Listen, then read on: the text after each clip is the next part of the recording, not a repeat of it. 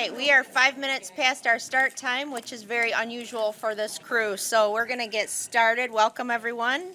I'd like to call the meeting to order for Thursday, November 18th, Kent County Board of Commissioners. Madam Clerk, can you please call the roll? Good morning, Madam Chair. Commissioners Green. Here.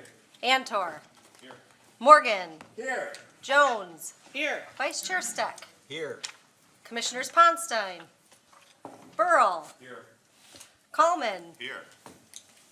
Freeby. Here. Teal. Here. Sparks. McLeod. Here. Hennessy. Here. LeGrand. Here. Bulkowski. Present. Womack. Here. Wooden. Here. Skaggs. Here. Chair Bolter. Here. Madam Chair, you have 18 members present, 1 absent. You have a quorum. All right, we're on to invocation, and I'd like to call on Commissioner Green for the invocation today. Thank you, Madam Chair. Heavenly Father, we come to you this morning asking for your guidance, wisdom, and support as we gather to attend to the business of our community, Kent County. Help us to engage in meaningful discussion and allow us to grow closer as a group and nurture the bonds of community. Fill us with your grace, Lord God, as we make decisions that affect the residents of our county. We ask that you grant us your wisdom so that we may do what is best for our community now and in the future. We also ask that you continue to remind us that all we do here today, all that we accomplish, is for the pursuit of truth, for the greater glory of you, and for the service of humanity. We ask these things in Jesus' name. Amen. I pledge allegiance to the flag of the United States of America and to the republic for which it stands, one nation, under God, indivisible, with liberty and justice for all. All right, we are on to item 5, special order of business today. We've got 2 former commissioners here with us. I'd like to call up President of Grand Rapids Whitewater, Steve Heacock, as well as Sandy Frost Steensma and Matt Chapman for our Whitewater presentation. Former board chair. And former board chair. Thank you 2 so much, former Chair. board chairs. Yeah. Delighted to be here this morning. Glad to be asked to give this update. We're the county in we think late 2018. The agreement was penned in early 2019. Agreed to contribute $1.4 million to the Grand Rapids Whitewater project out of the Hotel Motel Tax Fund. And you started the ball rolling in a great sense, and we've done very well in fundraising beyond that, as Sandy will talk about in a minute. But we greatly appreciate that you stepped up at that time and helped kind of lead that effort. So we're going to give you a quick update. Again, I'm Steve Heacock, President and CEO of Grand Rapids Whitewater. Matt Chapman is the Chief Program Officer of Grand Rapids Whitewater. And of course, Sandy Frost Steensma, who you all likely know, is the President and CEO of Canary Consulting and has been leading that effort. Given the nature of the county's investment, we're going to focus on the economic development potential of the project, but we'll talk about it more generally too. So the first thing I want to do is just remind you of the vision of this project and what it is that we're trying to get done. And it has changed over time. I mean, initially it was a couple of guys that wanted to build one wave to go play on in Grand Rapids. And it became pretty evident to the people involved that it could be more than that. That in fact we had a chance to really make a difference for the county in this large stretch of river. And in fact we have started to think about it, even though the project's basically Ann Street to Fulton Street. We've started to think about it more as Riverside to Millennial Park because we believe that's how it'll be used. The county's portion specifically in the agreement is the lower reach, which is defined in the agreement as from the highway to Fulton Street.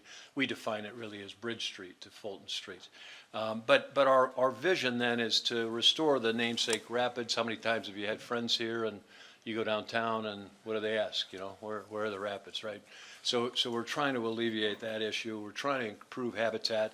I don't need to read this to you. You can see it. Recreation is hugely important. In fact, that's what drives the economic development to a great extent, as we'll talk about.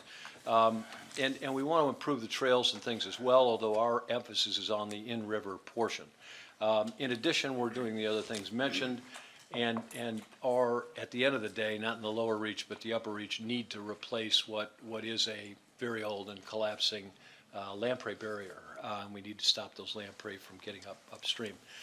All of this, by the way, has been done as I hope and think that many things now in our county are being done with an eye to equity. We've, even though it's technical and it's about putting rocks in a river, we've made certain there was a voice of equity at the table from the beginning, so that we make certain that the contracts let and the work done and the people leading all have a sense of whole community rather than just a part of it.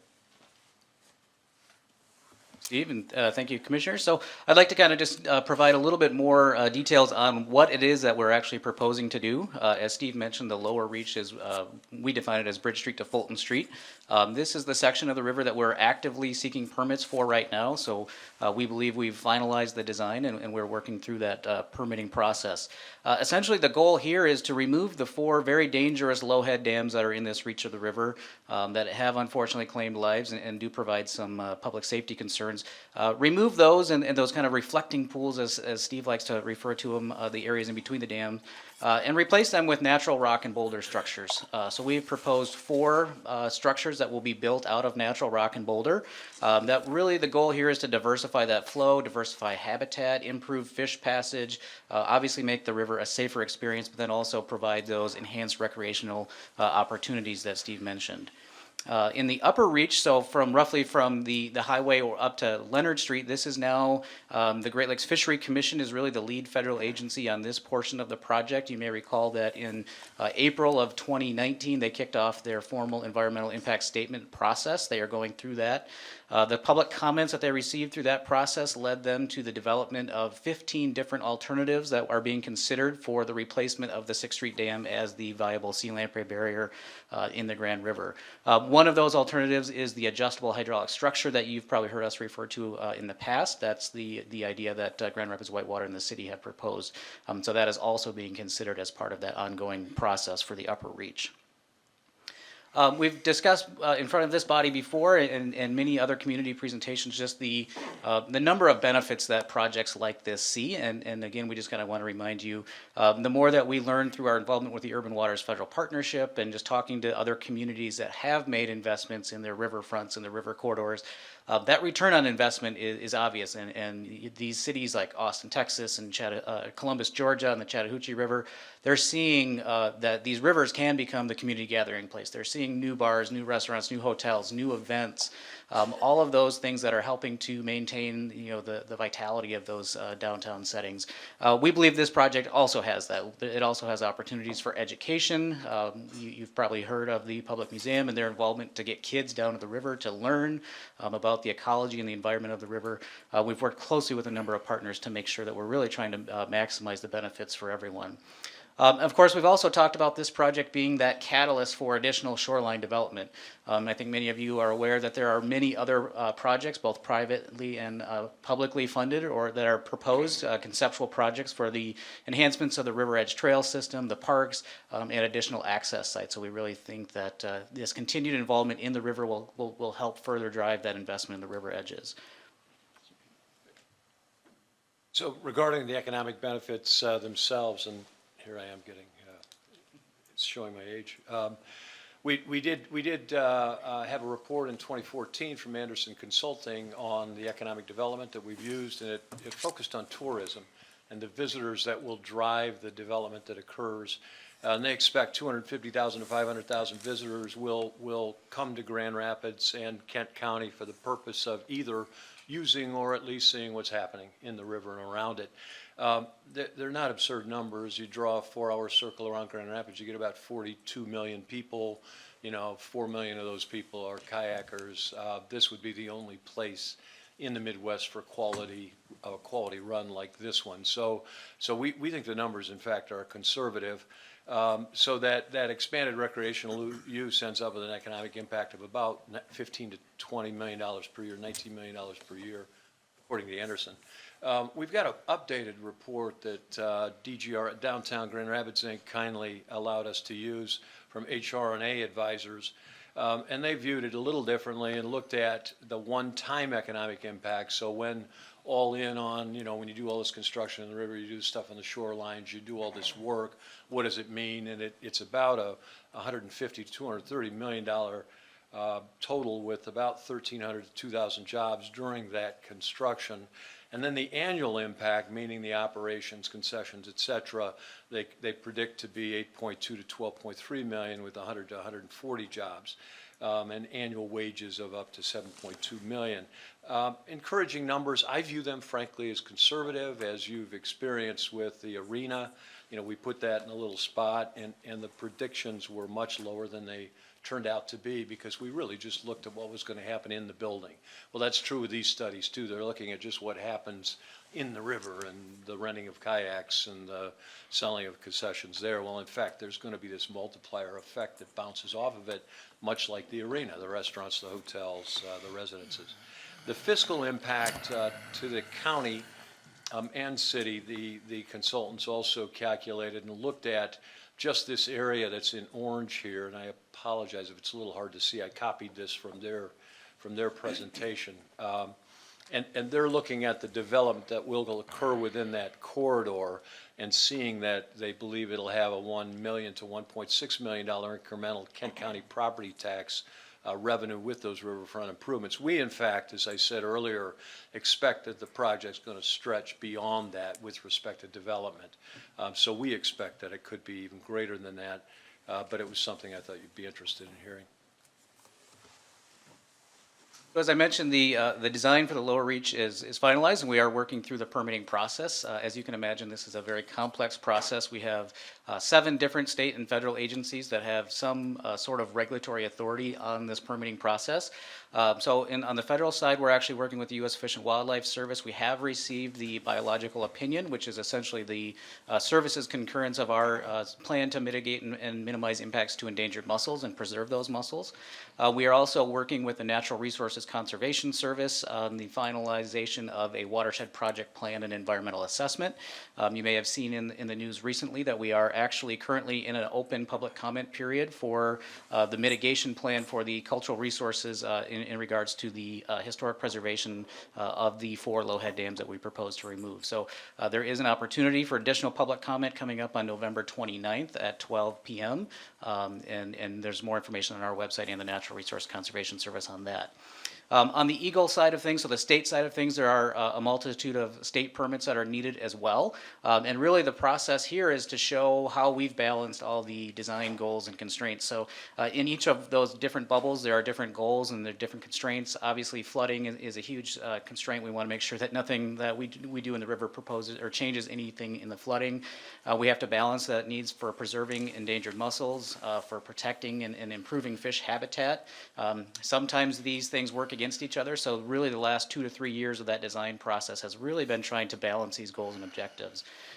We submitted the state permit application in October of last year, so just over a year ago now.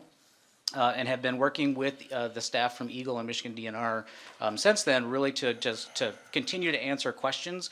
They had some additional requests for additional information and analysis, which we've provided, and are working with them. So our goal is to hopefully get an administratively complete application here very soon, which would then move us into the formal state permitting process, which again, there will be at least 1, maybe 2 different public comment periods associated with that.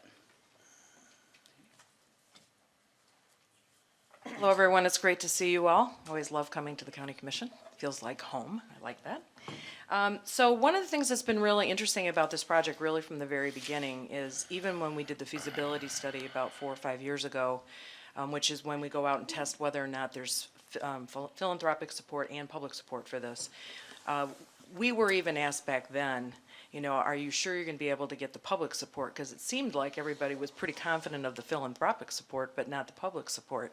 Well, as it turned out, through just a variety of fortuitous things, we end up where we are today with pretty much reaching all of our public funding goals, because it really was intended to be a third in private fundraising, a third in local and state fundraising, and then another third in federal, and that's about where it turned out.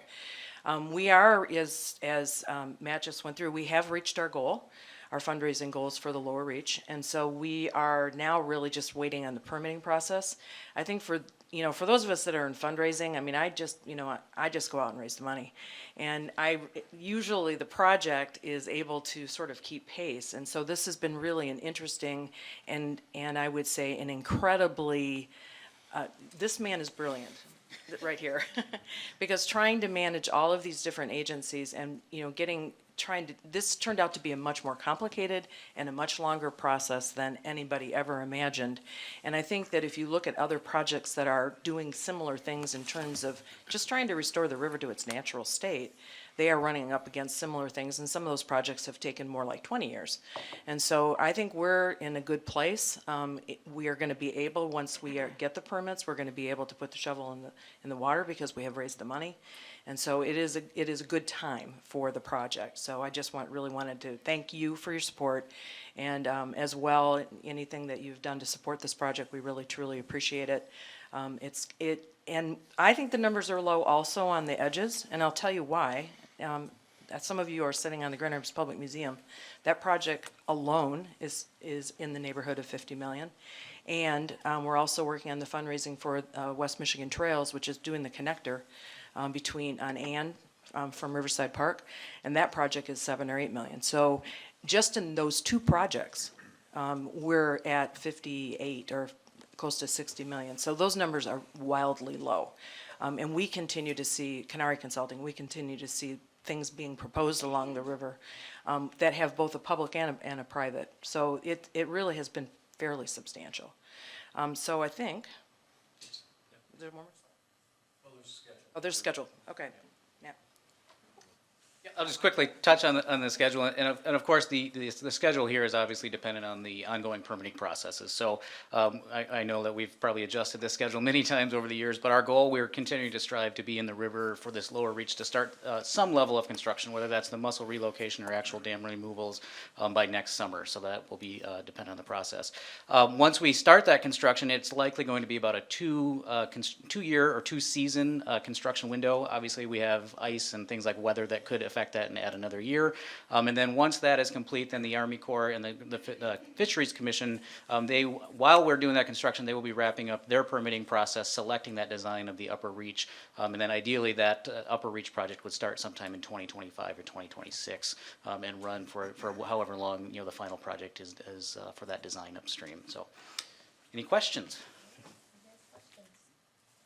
Questions today, Commissioner Bukowski.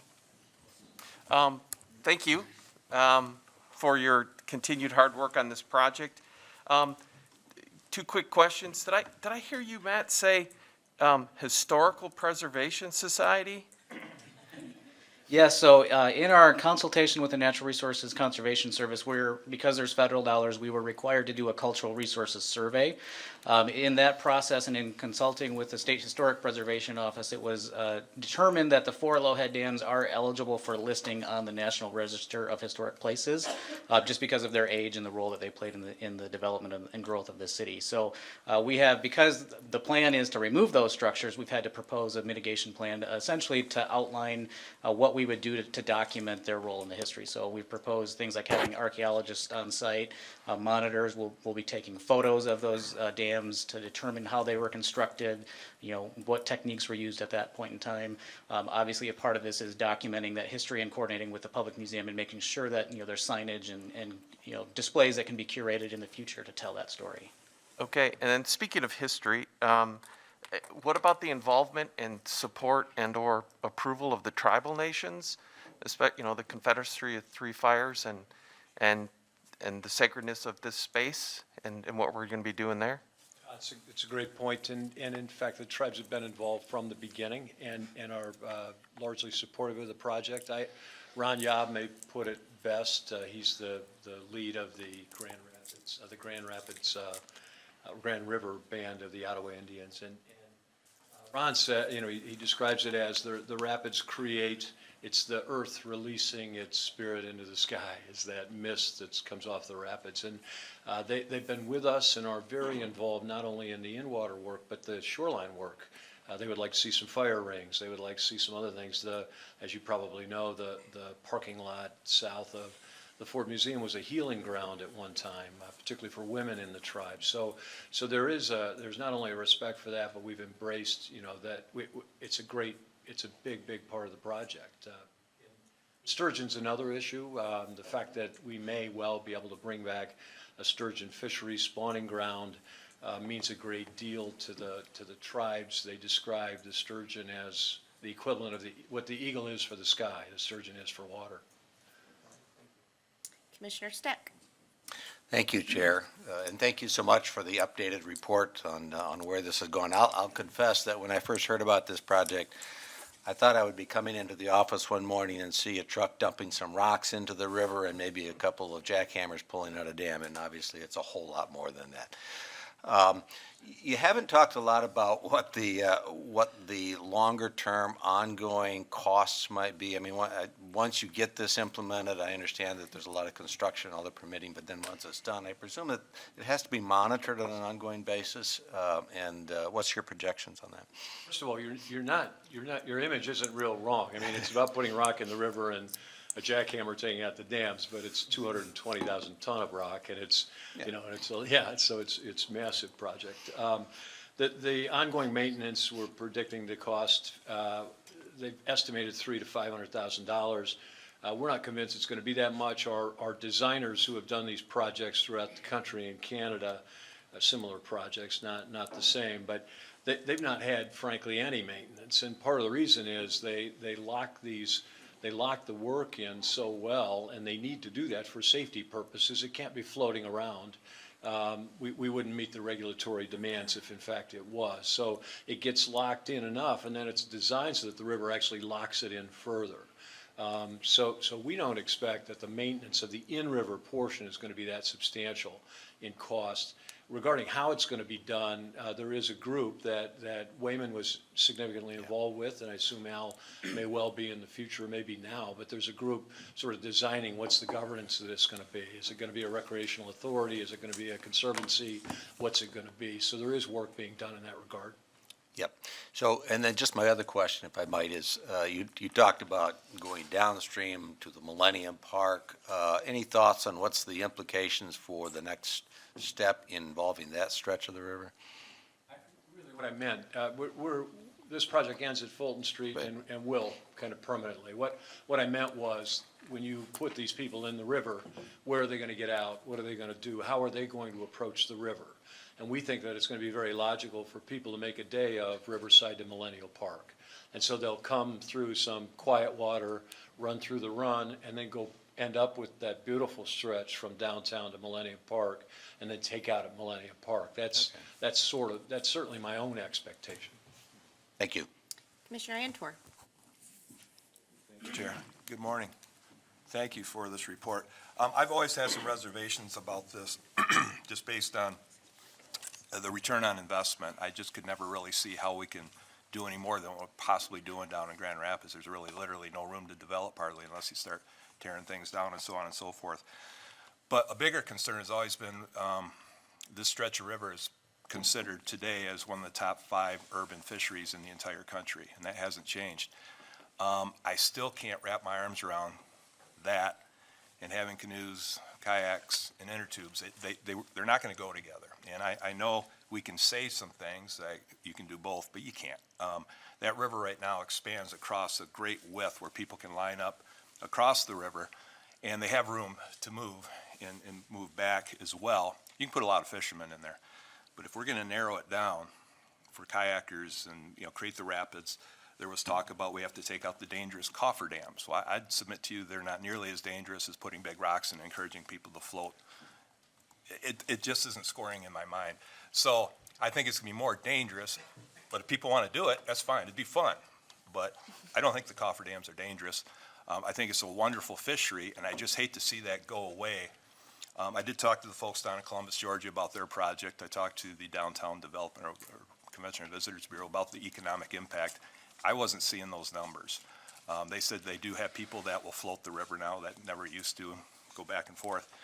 But talking about economic development, I didn't see that. And there's nothing we can do once this is done to reverse this. It is what it is, whether we get the economic, I hope you do. If we're gonna do all this, I hope this is everything you think it's gonna be. I don't wanna throw a wet blanket on this, but there is a cost, to some quality of life. People love to fish down there. I just see that going away. I don't think you can do both, but I'll let you try to explain that.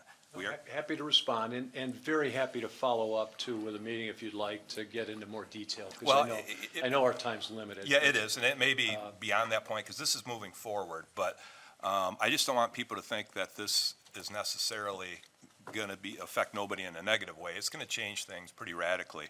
But the biggest concern I have is what's the actual economic development gonna be? I've never heard anybody tell me, boy, where's the rapids? I think, So let me add three things. One, you mentioned the fishing, two, sort of the safety of it, and then three, the economic development. The fishing of it, we believe, and we've had, we have a great fish passage expert, and we're working with the DNR, of course, on this. We believe it'll be a better fishery when it's done than it is today, and it'll be a different fishery. So today, it is sort of this fish trapped in that hole in front of the Sixth Street Dam, and everybody lines up. In the future, it might be fish behind every rock kind of thing, but spread out. And so in fact, we think that in addition to the jumping fish that we currently have, the salmon and steelhead that are planted, there'll also be a great fishery developed for walleye, for bass, and for suckers, and possibly for sturgeon. Not in my lifetime, but there may well be a sturgery fishery here someday. Because the spawning ground, there's 88 acres of spawning ground exposed if this project's done the way it's designed. The other thing is, there still will be a hole in front of a dam. The adjustable hydraulic structure proposed is up anytime the sea lamprey are spawning. And while it's up, it's the same access, it's the same kind of opportunity that that anglers have today. And the other thing about this, do you want me to go on the other two no, points? I'd like to address All right, one thing. all right. You mentioned walleye. I grew up fishing that river in that stretch, and it's always been a good walleye. It remains a great walleye fishery in the fall. It's tremendous. We've caught some monsters off the Bridge Street Bridge, which is kind of a trick. When you get a walleye and you're on a bridge, there's a whole system. There's people that have to go down and net it for you. It's all the locals know how to do it, but it's always been good fishing for just about everything, including suckers and carp. You never know what you're going to catch. But I'm not trying, again, I want to try to kind of level the expectations on economic development for one. I continue to question what adding some rocks to the river. I think that'll be kind of cool for a while, and I don't know if that's always going to be a big draw. But this is a done deal. We're moving forward. We can't go back and redo this again. And maybe, I'm not saying that, but I just want the expectations to be a little bit more reasonable based on some of these other projects. What I would like to talk about is some of these other projects where they've done this before and look exactly at what type of economic development it's spurred. So we can learn from it in case we decide to do something else. So, I'm not buying all of your points. And again, It's the way I'm happy to wired. follow up, but if I can very, very quickly, so on the safety issue, having the designed kind of amenities that create whitewater help make it safe. They're designed so that right behind it is a quiet pool. Right. So if you stumble, fall through it, you basically can stand up and be okay. And then there's also going to be access on the shoreline nearby. That's why we're such a strong advocate of these engineered amenities. I understand yeah, that. if we But you just got to do- be pretty good to navigate true whitewater. You can't just go out there and, It's true, and it's also not going to be ferocious. It's going to be interesting. Yeah. But the second thing is, the river is quite wide, as you point out, and so we believe there is room in the river for multiple uses. Okay. Well, listen, I appreciate all this work, and I know it's been an ongoing thing. I think at the very beginning, we had a couple young men, they said it was going to be between $4 and $8 million probably. And we all knew that wasn't realistic. But I know how much work this is. And getting the money you've gotten is amazing. So obviously, people have bought into it, and I hope you all the best. I wanted to point out, let's make sure we stay realistic. Hopefully, you're right and I'm wrong. We have a couple more commissioners that have quick. Commissioner LeGrand. Thank you, Chair. I've been a big fan of this from the beginning, and I'm really excited about it. And having been on a parks tour where, on a very small scale, we restored natural edges to a waterway, it helps me imagine this, and I really feel like it's the right thing to do.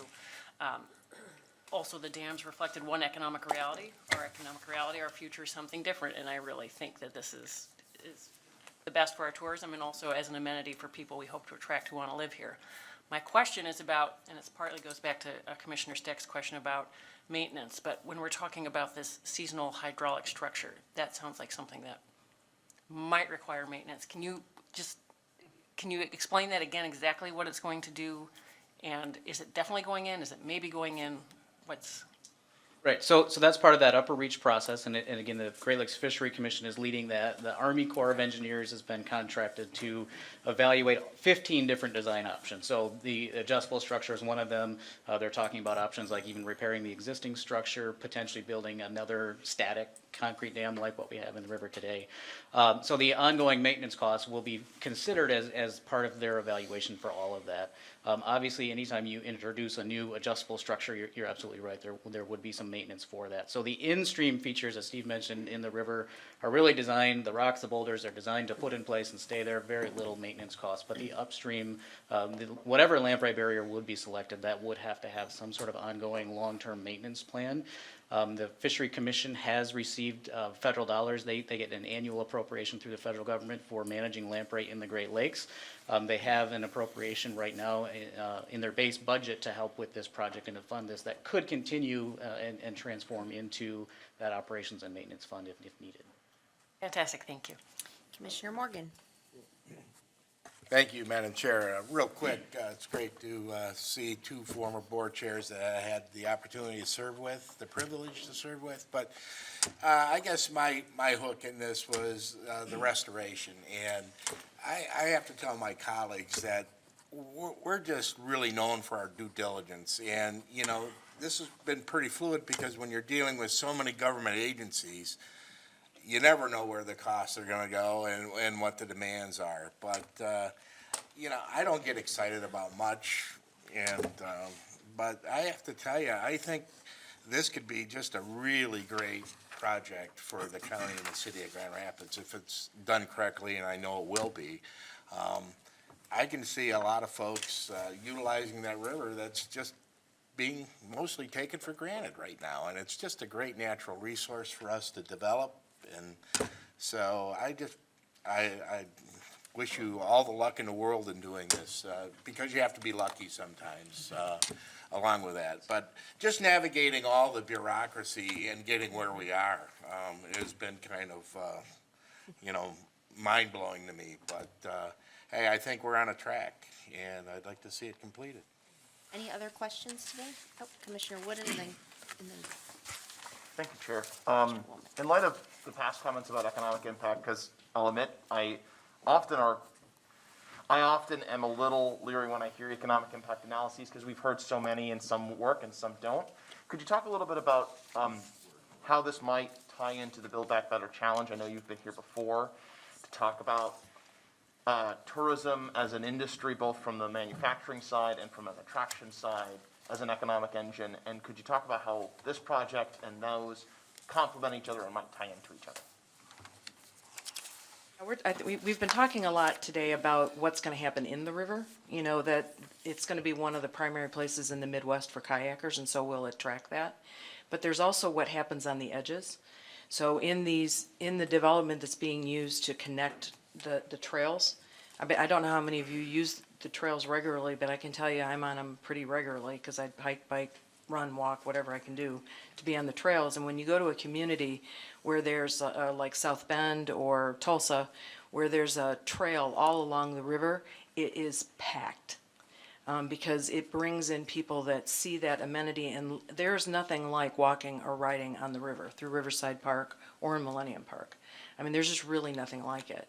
And so more and more people will be attracted to that as we grow that. So I know that the economic impact study that was done in 2014 was specific to that, to the kayakers, but I think there's what we have seen, Kenari has seen in other places, has been an incredible explosion of things along the river. And even though we might not look at the Public Museums project as economic impact, when you think about the numbers that it brings into the museum now, in excess of 200,000, and if this will jump their numbers significantly, those are people coming in from out of town, heads and beds and all of that stuff. So the economic engine, I think, goes well beyond what is even in these projections. It looks different than just people coming in to use the river, I think. Did I answer all your question? You had more to that. Was there more to that question? Well, no, I think that answers most of it. I was just, I appreciated some of the presentations that folks from Canary have given on Build Back Better, the Build Back Better Challenge, not the act, and not just how it'll help attract people, but also the manufacturing side of that too, and just wanted to hear more about how the challenge itself, if we're able to get an award, could complement with this project. Well, I mean, this is key because that's a waterways, you know, so this is sort of the linchpin. So yes, if we're able to secure that, I mean, the role that the river will play in that is massive. Fantastic, thank you. Commissioner Womack. Yes, thank you, Chair. I totally support this, just traveling and having a chance to see that. Sometimes I travel just to go to cities to have a better view of the water, more activities surrounding the water. So I'm very experienced with the economic impact that this can have on the city of Grand Rapids. So I do support it. One of my questions would be, would it expose us to more invasive species such as Asian carp, and what are the studies on our environmental issues? That's a great question. And from everything we're told from the agencies we're working with, and we have 7 agencies we need to appease and get approval from, including the state agencies, primarily Eagle, but also DNR. They're focused on Asian carp in particular, but invasives altogether. And their view of our project has had that in mind. So they will not let us do anything that would increase the risk for invasives. Okay, and my last question, has our drain commissioner Kent County Drain Commissioner been engaged in this yet?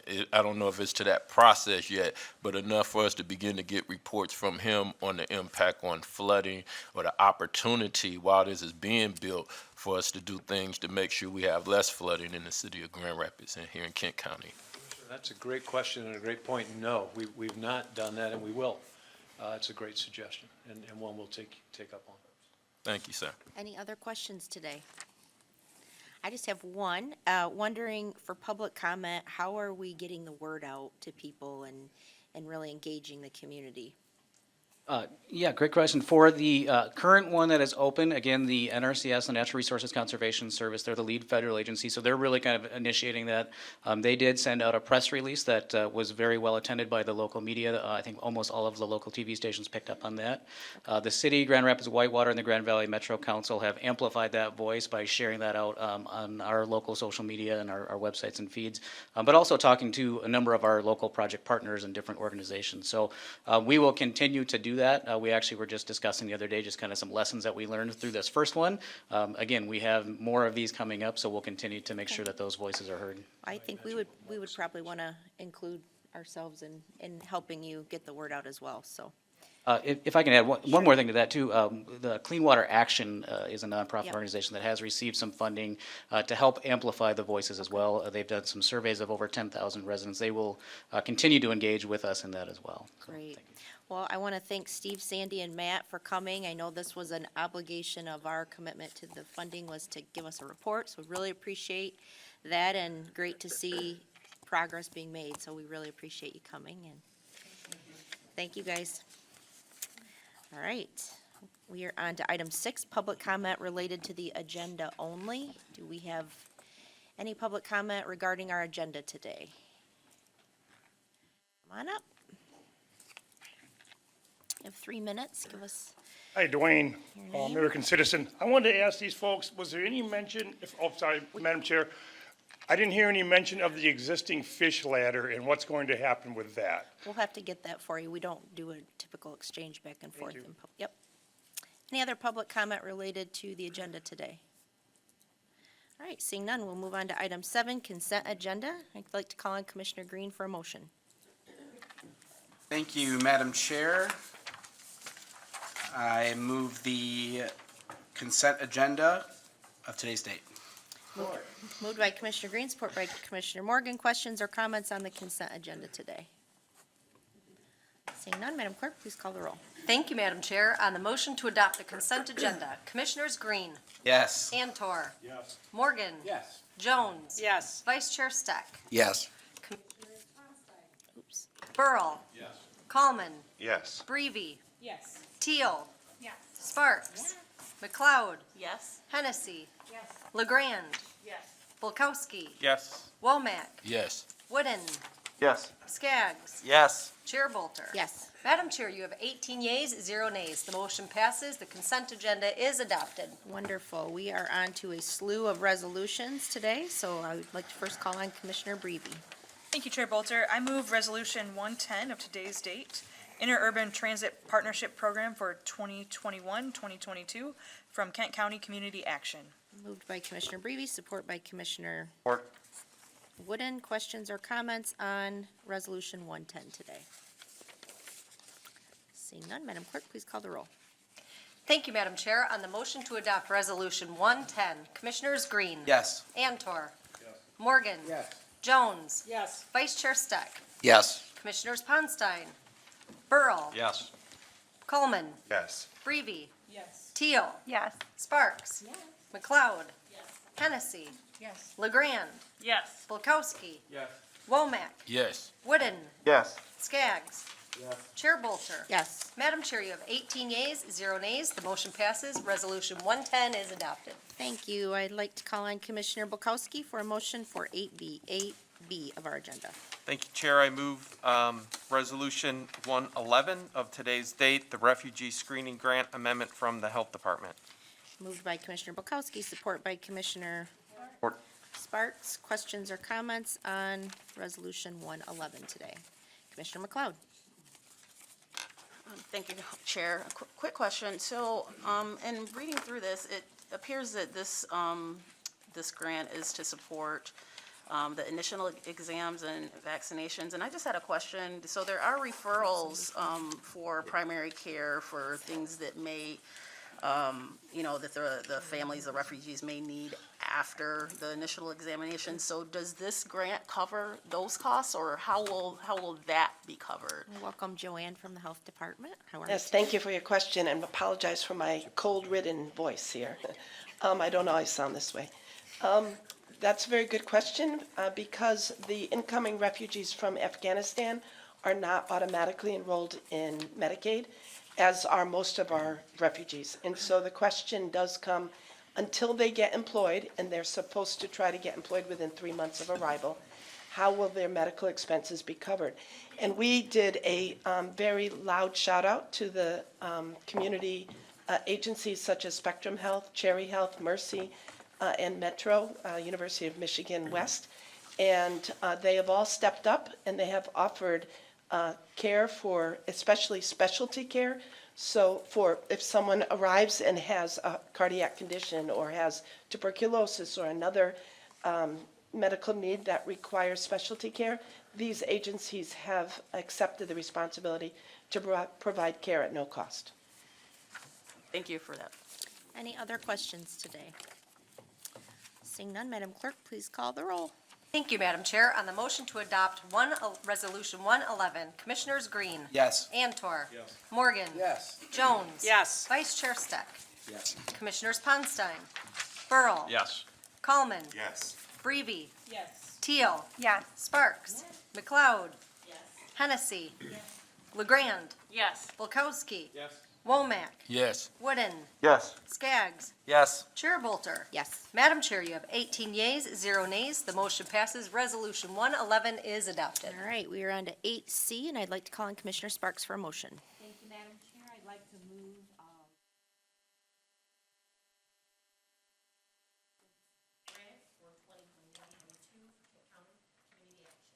Moved by Commissioner Support. Sparks, support by Commissioner McLeod. Questions or comments on 112 today? I have a question. Yep. Thank you, Commissioner Chair. So this sounds like a great program, and I just had a couple questions, I guess, in terms of kind of how it sounds like, for lack of better words, a Meals on Wheels type program for the refugee families. So I'd like some clarification on that. But then two, 3 years. I guess I'm not understanding why the meals are pre-prepared and individually, as opposed to giving the families like money to buy their own food. Like, why are we doing it this way? Hi, can you give us your name or Sure. introduce yourself? Yeah, my name is Rachel Kunith. I'm the program manager that's overseeing that program at Kent County Community Action. Yes, the meals are pre-cooked, individually packaged and frozen to be reheated. And the reason for that model is that the intent is to be able to support those individuals and families as they're temporarily housed in hotel housing that may not have access to kitchen and cooking facilities. Each family and individual is supported by a resettlement agency in Grand Rapids, and so they're not all headed towards hotels. Some of them do go to living arrangements that have the ability to cook, and in those situations, they are able to source their own materials. But, so this is just a short-term solution. Typically, when they first arrived, if there is no more appropriate long-term housing identified, to just provide that support for them while they're in the hotels. Thanks for that clarification. That's really helpful. And so then for the 350 families, we're looking at about $942 per family. And so how long would that particularly, how long are you anticipating that this food assistance would cover the temporary housing, the temporary food needs while they're in temporary housing facilities? Yeah, so each family and individual kind of has their own path, and so some move their way into more suitable long-term housing quicker than others. But the entire initiative is pretty short-term. I'm expecting that it will wrap up really by the end of this year or maybe into early next year, because the arrivals are expected to be happening over the next couple weeks.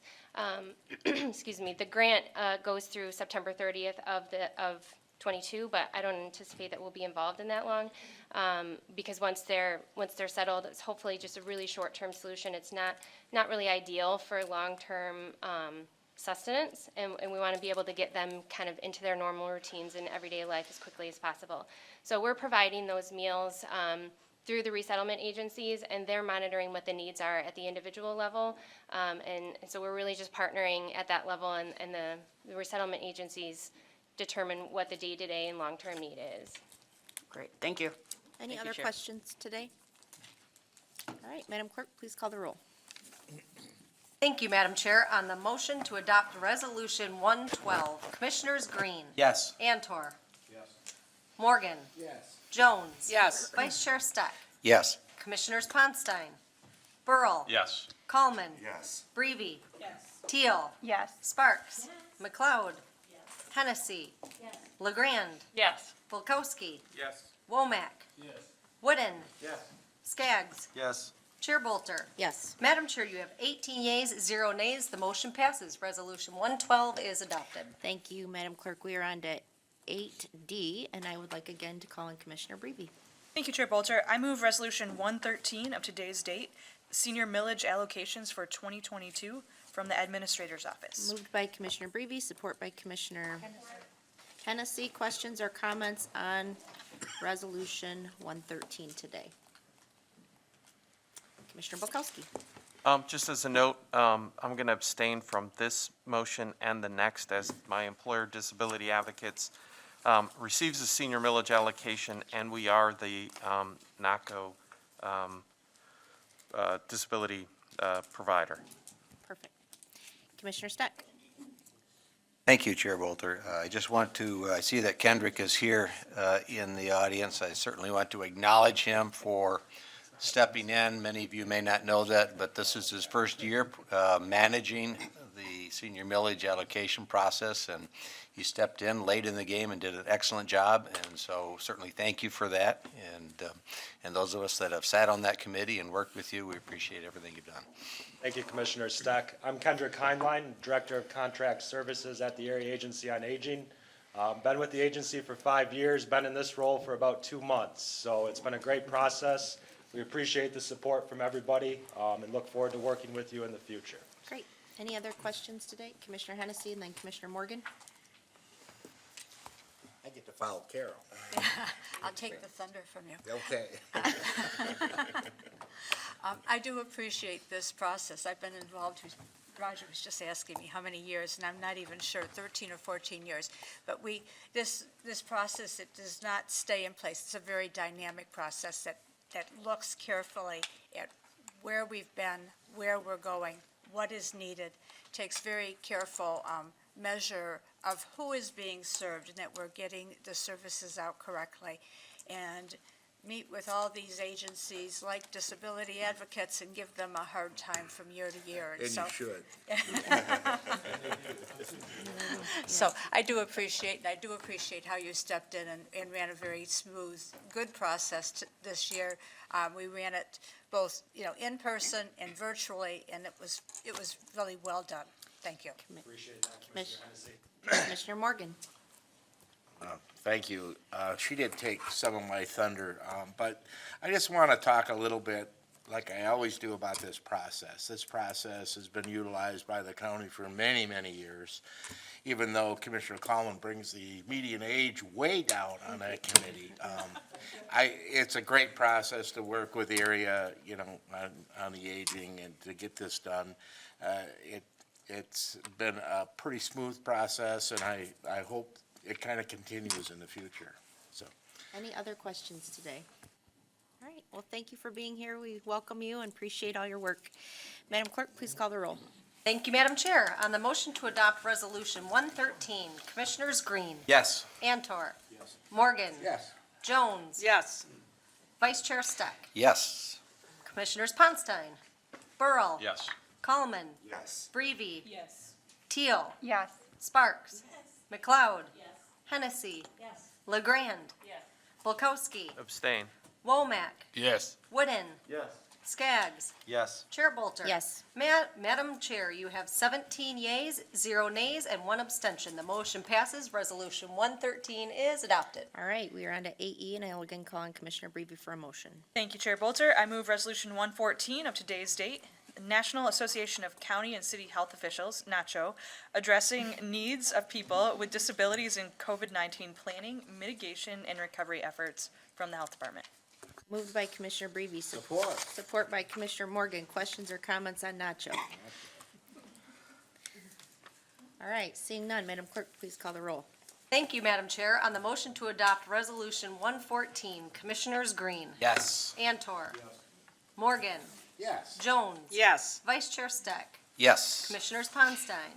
Burl. Yes. Coleman. Yes. Breivy. Yes. Teal. Yes. Sparks. McLeod. Hennessy. Yes. LeGrand. Yes. Bulkowski. Abstain. Womack. Yes. Wooden. Yes. Skaggs. Yes. Chair Bolter. Yes. Madam Chair, you have 17 yeas, 0 nays, and 1 abstention. The motion passes. Resolution 114 is adopted. Wonderful. So does that mean this is Nacho Thursday? Maybe. All right, we are on to 8F, and I would like to call on Commissioner Wooden for a motion. Thank you, Madam Chair. It is my pleasure to move Resolution 115 of today's date. It is to accept the Ready by 5 Early Childhood Millage Services Fetal Infant Mortality Review Grant. It comes to us from the Health Department. Moved by Commissioner Wooden, support by Commissioner Breivy. Questions or comments on Resolution 115 today? All right, seeing none, Madam Clerk, please call the roll. Thank you, Madam Chair. On the motion to adopt Resolution 115, Commissioners Green. Yes. Antor. Morgan. Yes. Jones. Yes. Vice Chair Steck. Yes. Commissioners Ponstein. Burl. Coleman. Breivy. Yes. Teal. Yes. Sparks. McLeod. Hennessy. LeGrand. Yes. Bulkowski. Yes. Womack. Wooden. Yes. Skaggs. Yes. Chair Bolter. Yes. Madam Chair, you have 18 yeas, 0 nays. The motion passes. Resolution 115 is adopted. All right, we have 2 more resolutions today. I'd like to call on Commissioner Womack for a motion on 8G. Thank you, Madam Chair. I would like to move motion 116 of today's date, 11/18/21, the Lakeshore Regional Entity COVID-19 Block Grant Supplemental from our Health Department. Moved by Commissioner Womack, support by Commissioner Sparks. Questions or comments on Resolution 116 today? Seeing none, Madam Clerk, please call the roll. Thank you, Madam Chair. On the motion to adopt Resolution 116, Commissioners Green. Yes. Antor. Yes. Morgan. Yes. Jones. Yes. Vice Chair Steck. Yes. Commissioners Ponstein. Burl. Yes. Coleman. Yes. Breeby. Yes. Teal. Yes. Sparks. McLeod. Hennessy. Yes. LeGrand. Yes. Bulkowski. Yes. Womack. Yes. Wooden. Yes. Skaggs. Yes. Chair Bolter. Yes. Madam Chair, you have 18 yeas, 0 nays. The motion passes. Resolution 116 is adopted. All right, we are on our last resolution, 8H. Now again, calling Commissioner Breeby. Thank you, Chair Bolter. I move Resolution 117 of today's date, the 2022 General Appropriation Act from the Administrator's Office. Support. Moved by Commissioner Breeby, support by Commissioner Jones. Questions or comments on 117 today? Commissioner Jones. Thank you, Chair Bolter. Just wanted to thank administration, staff, fellow commissioners. This is always a long process. It's a detailed process. I'd like the public to know that even though there might be not as much discussion that you might see here, there is many, many hours of discussion that led up to this document. And we are just such a fortunate county to be in the position that we are to deliver the services that we can through our budget process. And what a great example of working together in a bipartisan manner for the needs of our county. Thank you. Any other comments today? All right, I just want to commend Chair Jones on another good budget process. So with that, Madam Clerk, please call the roll. Thank you, Madam Chair. On the motion to adopt Resolution 117, Commissioners Green. Yes. Antor. Yes. Morgan. Yes. Jones. Yes. Vice Chair Steck. Yes. Commissioners Ponstein. Burl. Yes. Coleman. Yes. Breeby. Yes. Teal. Yes. Sparks. McLeod. Hennessy. Yes. LeGrand. Yes. Bulkowski. Yes. Womack. Yes. Wooden.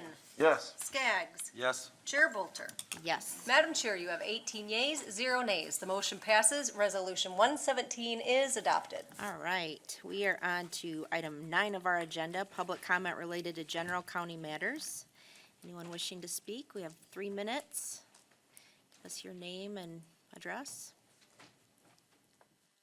All right, seeing none, we'll move on to the administrator's report today, item 10. Al?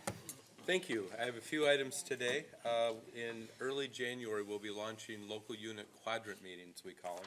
This is a map. I'd pass it out, but there'll be some arm wrestling over where Rockford ends up, which quadrant. So we'll get that resolved, and then I'll provide the map. But basically, it's an attempt to bring the city, village, township, and county leaders together. And the agenda will look like this. The county will make a presentation. The host community, there will be a different host community each time. These will happen twice a year in 4 quadrants of the county, so 8 meetings. And it's just a chance, I think, for us to build more camaraderie, because we're public servants, we're all in this together, and we can do more as far as collaborating with each other, creating win-win partnerships. And so commissioners are welcome to attend those meetings. And then we'll also, the agenda will include the county presenting something, maybe introducing some officials that local units haven't had a chance to meet, and then hearing some from the local units, and then discussing possible partnerships. And so I've done it before here, and then it stopped for some reason, and I've also done that in Ottawa. It's been a good tool just to bring us together more. Second, I know there's probably questions, where are we at with ARPA? Well, the board did make the initial $10 million allocation of funds, and we will be bringing back requests within that $10 million of things that we believe are more imminent and should be resolved sooner. We'll also be bringing a recommendation to utilize the consultant services to help with the allocation process, the public involvement process, stakeholder process, and then maybe even more importantly, at the end of all this, the regulation and reporting and accounting for ARPA is far more enhanced than CARES Act, and so that will be a big lift. Also, the rules also changed this week for ARPA, earlier this week, so we got to get a grip on that. And then also, I think basically it expanded maybe what the money can be used for, is all I've heard so far. And then also, of course, we have the new transportation funding. And we did receive an update from our federal lobbyist, Steve Carey, and just have some very broad brush information on what that applies to as far as roads and bridges and some other things, broadband. And we'll be providing more information as we get more information on that. But importantly, there very well may be some areas where we'll spend money through the federal transportation bill that we won't need to spend money through ARPA. So I think this is all coming together at the right time. The other thing the consultant would be responsible for is keeping track of all the different pots of state and federal dollars so that we can maximize the 127 million and change that we have for ARPA. So it's obviously very complex. I think that if you remember with CARES Act money, the message was spend it right away, spend it as fast as you can, get it circulating in the economy. The message on ARPA is to make transformational investments, to use the money in a way that it keeps paying off into the future, a strong ripple effect. So I think that'll be a strong focus as we look at the allocation process. And of course, you know, the board will have input in that, our stakeholders in the community will have input in that. And so we'll probably hit that hot and heavy early next year. I would like to introduce a couple of our new staff. So Lisa Ampolsky, raise your hand, Lisa. And she is a senior administrative specialist in the board office, so she's helping Kaylee. And then we also have Jessica Harris. Jessica, raise your hand. She joins the administrator's office as a management analyst. And so those are a couple faces you'll be seeing quite a bit around the county offices. I did just also want to mention, since it was a topic on the agenda today, that the board had agreed to invest $1.4 million into the Whitewater project, and so far you've spent $500,000. And so, as many of you will recall, but I know we have some new commissioners too, there were 3 benchmarks at which they would be able to draw down the money. The next benchmark would be when there's more than $500,000 spent on construction. And obviously with the Eagle and DNR, the permit process, that has been delayed significantly. So it'll probably be a while, but we'll see those draws when the project gets to that point. I did also just want to mention that we are keeping close track. Mike Fortin, our data scientist, provides all of us a lot of great data on where we're at with COVID, and obviously we know the numbers are about as bad as they've been, except for the worst point in the first round or the first year of COVID. And so, you know, our positivity rate is over 21% in Kent County.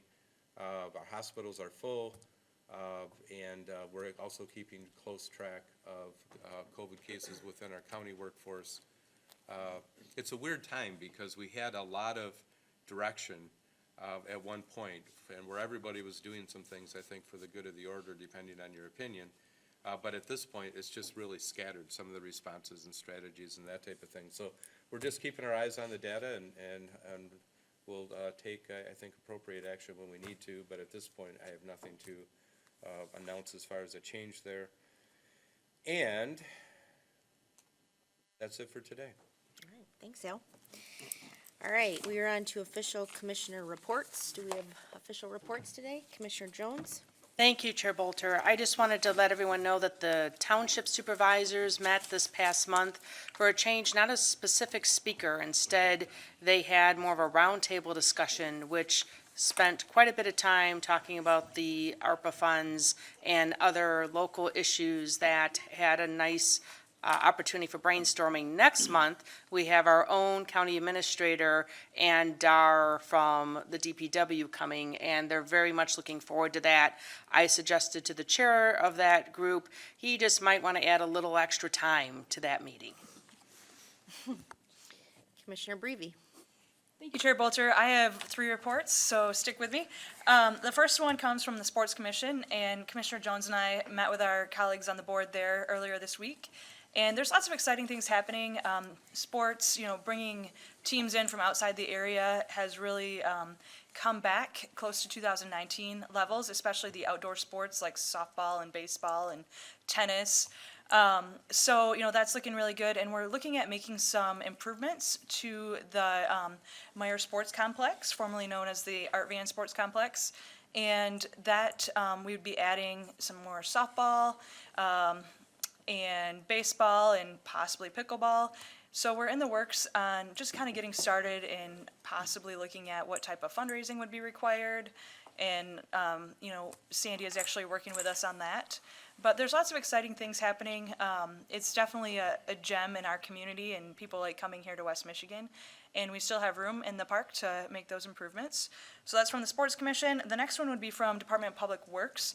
We're working on our new office building there. Is coming close to being complete, and with that comes recycling drop-off. That has been closed for the last several months because it hasn't been safe to have residential traffic come through there with construction traffic and commercial drop-off. So they're working on making some alterations to the current recycling building, so residents could come curbside, drop off their items, and it would go right into the recycling center and go right into the line of, getting filtered out into the appropriate bins. So that's something exciting. I think a lot of residents that use that drop-off facility in the area will be pleased to hear that. It's still not open to residential drop-off, but we're working on that. The next thing would be from the airport. Lots of good stuff to report from the airport. With holiday travel right around the corner here, we're looking at getting close to our 2019 numbers, which is huge after suffering, with such low numbers during the pandemic. And so things are really looking good. And, one thing too, Jeff, I don't know if you'd like to speak to this. I appreciate your expertise when it comes to the bond stuff, but the airport went to market with their bonds and they saved a significant amount of money. And there's lots of excitement too in the market. I don't know if you want to just hit on that in your perspective. But these would be the bonds that we just approved by the board for the Concourse A expansion. Yeah, good morning. So they weren't quite sure what to expect given the uncertainties in the market, but I believe they were about 10 times oversold, which means we've had about 96 million to sell, and we had orders for over $1 billion on the sale. So we were able to lower all of the maturity returns in each and every year. So I think it was just over 3% final tick on the 30-year money. So yeah, very good sale. It was a savings too of over like $2 million. So the airport's looking like it's in good hands. And one thing too about the air traffic control tower. So with the infrastructure bill, there was about $15 billion dedicated to airport improvements. So we're really looking in a positive direction to having the FAA work with us in replacing that air traffic control tower, which is much needed for the future of the airport. And there's no better time than this. We've been working with Congressman Meyer's office, and he's been very helpful in the whole process. So things are looking good for that improvement. And then one thing too that we are working on over in the next, 5 to 10 years, there's about $500 million in capital improvement projects that are going on at the airport. So it's not going to be your little Kent County airport. It's definitely a bright spot in the sky there. So thanks for all your work, and if you want to talk to Commissioner Morgan and I more about it, we'd be happy to share all the good news. So, Commissioner Morgan, thanks. I couldn't tell if you wanted to speak or if she stole your thunder. Oh, no, this is a The different ladies on report. each side of you are stealing. Okay, I go know. for it. You have those days. You have those days. Everybody knows I sit on the dispatch authority, and as I mentioned at the finance committee, we've built out our towers. This 800 system is up and operating, and it's working better than I expected. It's just given us an opportunity for all these agencies to be able to communicate with one another, and it's come a long way since I first got involved with Central Dispatch philosophy back in 1987. So that's how long it's taken us to get to this point. But we're going to have to make some decisions here pretty soon. And I just want to extend, if I may, through the chair, the opportunity for the sheriff to come and kind of give us an update on this. And because she operates the county side, we have two separate dispatches yet, one with the city and one with the county, which can be a little bit of a challenge because they're not consolidated. But so we're going to be looking forward to the future, and if the sheriff would be so kind at some time in the future to come and just give us an overview. Didn't mean to put you on the spot, Sheriff, but no, not today. No, not today. Gosh, no, it's far too complicated for you just to get up and wing it. But in the future, if she could give us just a little overview, where we are and That'd be good. where she'd like to go. Thank you. Yeah, and I meant to mention with Commissioner Breevy's report that, just to clarify, that's the second oldest tower in the nation, correct? And it's, yes, so, anyway, we really need it, really need it. Commissioner LeGrand. Thank you, Chair. The Grand Valley Metro Council Transportation Policy Committee met yesterday, and one thing, a big order of business was to adopt the state safety standards. So we had a resolution for that. This might be interesting to you is that one resource that we have on that website is an interactive map. So if you have constituents who are concerned about safety, it's a really great resource you can look up incidents, you can look it up by time of day, you can look up traffic conditions, you can look up, not sure about property damage, but you can look up injury, death, pedestrian involvement, bike involvement. So it's a really great resource if some of you in your corner of the county might have concerns about this sort of traffic safety. So I'm going to ask Kaylee to send out a link to that and just explain how it works, because I thought it might be of interest. Thank you. Very cool. Commissioner Steck. Thank you, Chair Bolter. First, an observation. I'm not sure that having our air traffic control tower on the historic registry is a good thing, but we'll see. Maybe there's money associated. So I have a couple of reports otherwise. The Behavioral Health Crisis Response Advisory Team continues to meet on a regular basis, and what we're doing is sort of keeping track of the progress on the numerous issues and initiatives that we have been pursuing across the county in order to improve our behavioral health crisis response across the county. So those initiatives are moving forward in many cases, and I think that they're very positive. I'm looking forward to having some opportunity to hear more reports on that, but everything is moving in the good direction. So that's my good report.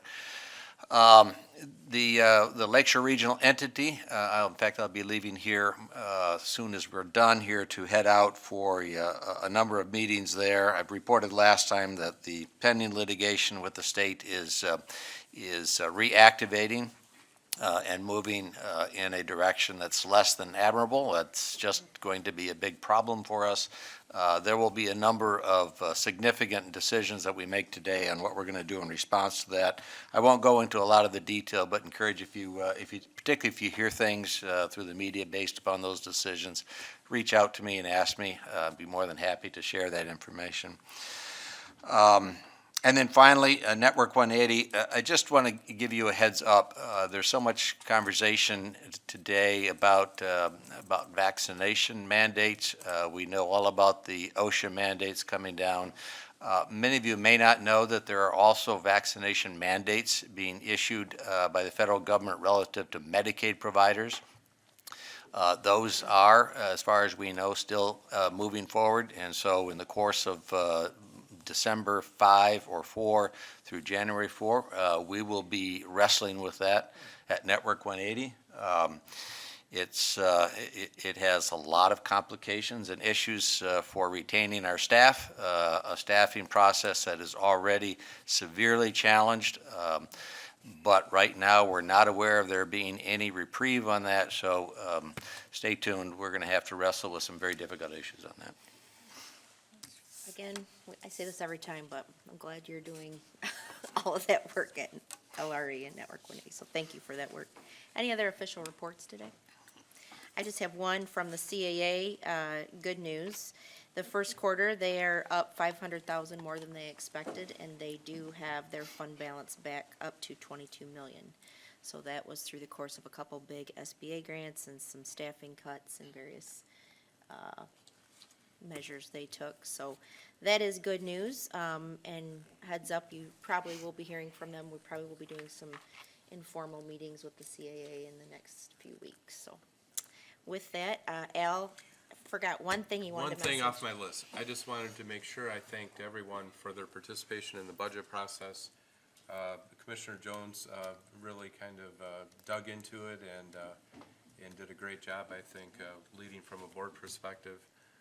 Also staff, I mean, Jeff and Marvin, one thing we don't worry about at Kent County is accurate numbers and outstanding financial analysis and also their staff. I mean, if I thanked everyone that had a hand in this, we'd be here the rest of the morning, but truly it was a great team effort. A little bumpy with me coming in more later in the process, and we'll look forward to a little bit smoother ride next year. All right. Okay, we're on to miscellaneous. I want to remind members, we have 2 shots at 5 minutes each if you'd like to speak, but direct your comments to the chair. And do we have any commissioner miscellaneous today? Commissioner Brevy. Thank you, Chair. I just wanted to share and commend South Christian High School, their boys soccer team. They are the Division III state champions. And there's other members on the board that constantly gloat about their schools. And so I just wanted to gloat about my alma mater and congratulate South Christian. So, thanks. Thanks. Commissioner Womack. Yes, just want to say, ask everyone to keep Commissioner Poinstein seriously in your prayers and any support we can give to him during his time of losing his mother and also going through some a medical situation himself. Just make sure we keep him prayed up. And also thank Kent County for its participation in the NAACP awards this year. Thank Chair Bolter for making sure once they reach out to me that we got with Al and everybody and got tickets, and thank our inclusion officer for coordinating it so well, Teresa Branson, and just all the commissioners, Skaggs, Bukowski, Hennessy, and everybody that came out to it, especially Al Vandenberg, who didn't have any problem introducing himself to everybody in the room. Al was having so much fun, looking like a little kid going around that room, meeting everybody. I was just watching him, enjoying myself. But Wayman Britt was awarded a Lifetime Achievement Award, and it just showed just how much the community respects our former administrator support, but also the support that Kent County has given the community. So it was a big night for Kent County at the NAACP Awards. Thank you, Commissioner Womack. You stole my thunder about Commissioner Ponstein, so we do wish him a speedy recovery and our prayers for him and his family as well. Any other miscellaneous? Commissioner Bukowski? Yeah, just real quick, kind of following up on Commissioner Antor's comment in the Whitewater piece related to the development in the river and what have you. The city of Grand Rapids is kicking off its master plan process, last done 20-plus years ago. And I know you all have too much fun in your township and other municipality master planning processes, but since Grand Rapids does have an impact on all of us, I hope we'll be kept informed. So just a heads up, that's starting. It's like a 2-year process. But anyways, as Commissioner Antor pointed out, all the parts are connected, and you touch one, we got to make sure how we're touching everybody else. So No touching. Commissioner Skaggs. I feel as if I must respond to the gloating comments. By gloating. From the District 19 District of Champions, a District of Champions. Boys Soccer Division II, Grand Rapids Christian is your state champions this year. Congratulations to coaches, players, and parents. All right, Commissioner Jones. Sure, I'll keep jumping on that bandwagon because Rockford High School Marching Band is a state champion. They also had an announcement that I think is phenomenal for all of us to know, but in 2023, they will be participating in the Rose Parade. So that is a huge take on for them. They also have been to the Macy's Day Parade, and this will be another feather in their cap of accomplishments to be in the Rose Parade in 2023. That's Division I, right? And in Division 4. Any other miscellaneous today? I don't know if I was supposed to announce this in reports or miscellaneous, but you did get an email about kicking off those 2 subcommittees. One for Veterans Review, Millage Review, which will be chaired by Commissioner Burrow, and one on Judiciary Review, chaired by Commissioner Teal. Those are to look at, we had a recommendation from SCAO that we need more judges. We're going to review that and make a recommendation to the board. So those will probably come to you next year. New leadership will have to reappoint those so that we can continue that. Also, our veterans millage review will look at allowable use of that millage, those millage funds. They have lapsed a couple times, so we want to make sure we're addressing all the needs of our veterans, and so that will be occurring as well.